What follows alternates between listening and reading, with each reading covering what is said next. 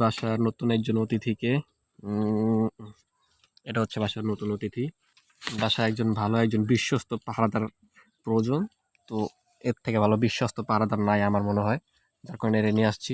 এখন থেকে এ বাসায় থাকবে। আর হ্যাঁ, এটার কিন্তু এখনো কোনো নাম দেওয়া হয়নি অবশ্য। তবে এটার একটা নাম দিব শিগগিরই, ভালো একটা নাম খুঁজতেছি কোন নামটা দিলে বেশি ভালো হয় আসলে।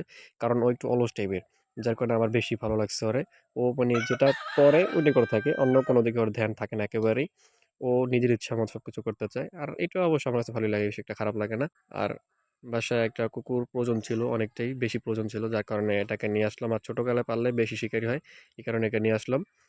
ওর কাছে যদি কেউ না থাকে তাহলে মানে ও অনেকটাই উত্তেজিত হয়ে যায়, আর ওর পাশের লোক থাকলেও বেশি একটা ওর খারাপ লাগে না।